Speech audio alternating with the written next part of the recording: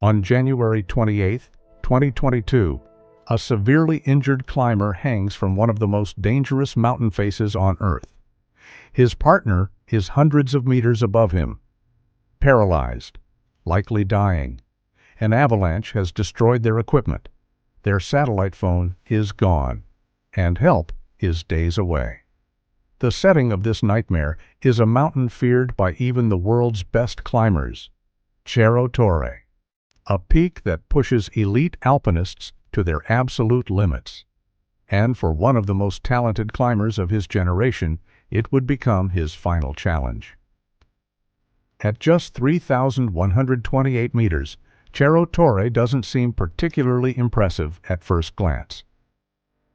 Compared to the 8,000-meter giants of the Himalayas, it appears almost small, but in mountaineering, height does not automatically equal difficulty. And that's exactly why Cerro Torre is so infamous. Rising from the Patagonian ice fields is a nearly vertical granite spire, a bizarre formation of rock, ice, and relentless wind. The legendary mountaineer Reinhold Messner once described it as a scream turned to stone. And indeed, the mountain looks more like a work of art sculpted by nature than a climbable summit. Winds exceeding 160 kilometers per hour are common here. Rockfall, avalanches, ice collapses, and constantly changing weather conditions. But the most dangerous obstacle waits at the very top. A gigantic ice mushroom, a bizarre crown of frozen rime ice that covers the true summit. Many climbers consider it the most difficult section of the entire route. Those who fail here are only meters from success, and yet impossibly far away. For decades, Cerro Torre was considered nearly impossible to climb. In 1959, Italian climber Cesare Maestri claimed to have made the first ascent. But doubts quickly emerged. His story contained contradictions. Evidence was lacking. Many became convinced that the ascent had never happened. In 1970, Maestri returned, this time with something unusual, a gasoline-powered air compressor. Using it, his team placed hundreds of bolts into the mountain's rock face. The infamous compressor route was born. Yet even then, Maestri failed to reach the true summit. He stopped directly below the ice mushroom. Later, he claimed, "The ice isn't part of the mountain." It wasn't until 1974 that the first universally accepted ascent was completed. Remarkably, this happened almost a decade after all 14 of the world's 8,000-meter peaks had already been climbed for the first time. That fact alone says everything about the difficulty of Cerro Torre. Among Europe's elite alpinists, Corrado Pesce was already a respected name.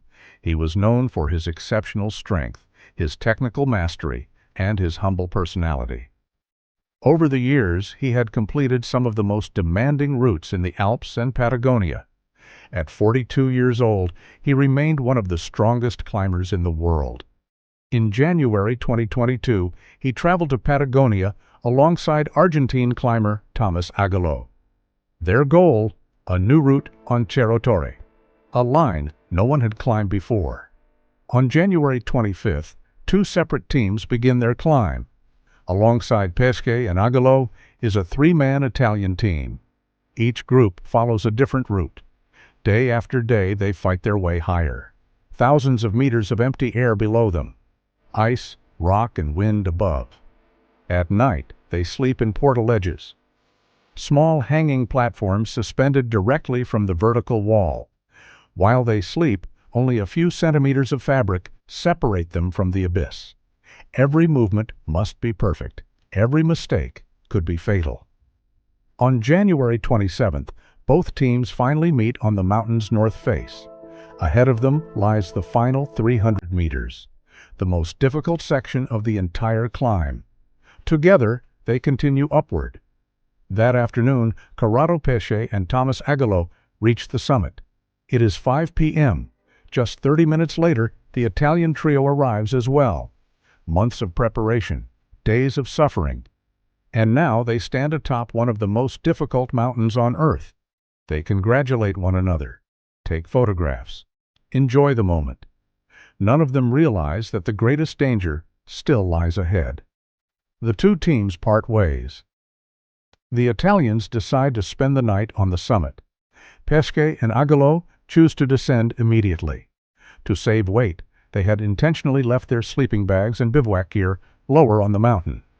Every kilogram mattered during the summit push. In complete darkness, they begin their descent. Eventually, they reach their equipment cache. Exhausted, they decide to rest for a few hours. Then, the unimaginable happens. A massive chunk of ice breaks away from the summit mushroom. Within seconds, the north face transforms into a torrent of ice and rock. The avalanche races directly toward the two climbers. There is nowhere to run, nowhere to hide. When it is over, their camp has been destroyed. Their equipment is gone. Their satellite phone has vanished. Thomas Aguiló is seriously injured. Broken ribs, a broken collarbone, a punctured lung. But Corrado Pesce has suffered even worse injuries. He can no longer move. He cannot even stand. As the sun rises, Aguiló realizes the truth. Nobody knows they need help. Nobody is coming. Not today, maybe not ever. If they are going to survive, he must get help himself. Alone, injured, and stranded on one of the most dangerous mountain faces in the world. Every rappel is agony. Every meter demands strength. But he keeps descending, because he knows, if he gives up, they both die. That evening, other climbers spot a lone figure descending the north face, barely moving. Slowly, it becomes clear that something is terribly wrong. The Italian trio immediately launches a rescue effort. Using a drone, they locate Aguiló. Without hesitation, they begin climbing back into the wall. Hours later, they finally reach him. Aguiló tells them about Pesce, approximately 300 meters higher. The rescuers repeatedly call his name, but the wall remains silent. No answer, only wind and darkness. By the following morning, the rescue team has grown to nearly 40 people. Despite storms and poor visibility, the search continues. But Cerro Torre shows no mercy. The weather deteriorates by the hour. Again and again, rescue teams are forced to turn back. Again and again, the storm prevents any progress. On January 30th, rescue operations are suspended. The following day, a drone discovers the body of Corrado Pesce, 50 meters below the English box. He was 42 years old. The mountain did not give him back.